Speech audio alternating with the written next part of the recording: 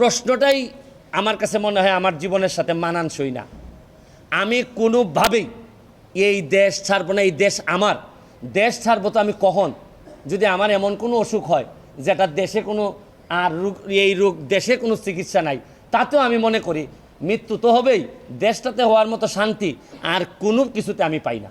যারা যাচ্ছে বা যাওয়ার প্ল্যান করতেছে তাদের তো অনেক কারণ থাকতে পারে, তবে আমি মনে করি, মনে রাখবেন, প্রকৃত আদর্শের একটা মানুষ কোনোদিন তার আদর্শের মানুষকে এই বিপদে রেখে, ক্রাইসিস মোমেন্টে রেখে যাইতে পারে না।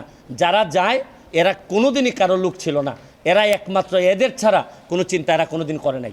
আমি আপনাদেরকে বলবো যে শুনেন, উত্থান পতন, জমিনে কে সম্মানিত হবে তার ফয়সালা হয় আসমানে। উত্থান থাকবে, পতন থাকবে। তারপরও যে যে আদর্শের আছি, এই আদর্শের দুঃসময়ে যদি থাকতে না পারি, না হয় আমার এমপিত্ব যাবে, আমাকে না হয় কেউ আর ফলো করবে না, আমাকে জাতীয় বেঈমান বলেন।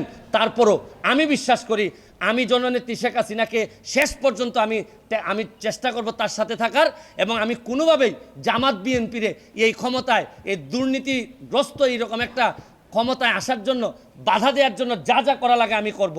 সাধারণ ছাত্ররা যদি আমাদেরকে বিদায় করে দেয় দিক, কিন্তু সাধারণ ছাত্ররা এই ধরনের নেতৃত্ব তৈরি করে এই ক্ষমতায় আসুক, আমি তো ওয়েলকাম জানাই। আমি তো এদেরই প্রতিনিধি আমি মনে করি, কিন্তু এরা তো জানে না, এরা আবেগ প্রবণ কইরা কোথায় দেশটারে নিয়ে যাচ্ছে। কালকে যদি শেখ হাসিনা যদি না থাকে, পরশুদিন কি আপনি তারেক জিয়ার আইন দিবেন?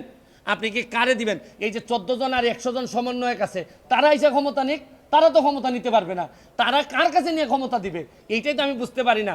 তারা ক্ষমতাটা নিয়ে কার কাছে দিবে? ক্ষমতা বলুক যে আমি অমুকরে দিব। 14 জন বা 150 জন সমন্বয়ক যারা আছে, যারা দাবি করতেছে যে তারা এই দেশটারে রাষ্ট্রের সংস্কার করতে চায়, তাহলে তারা এসে বলুক তারা মন্ত্রী হইতে চায় বা তারা ক্ষমতা নিতে চায়। কিন্তু তারা তো, আমরা তো বুঝতেছি তারা আইসাই যেটা করবে এটা হচ্ছে কি লাথি মেরে এদেরকে, যারা আজকে যদি এই সরকারের পতন হয়, কালকেই এই সমন্বয় একটা লাথি মেরে বের করে দিবে।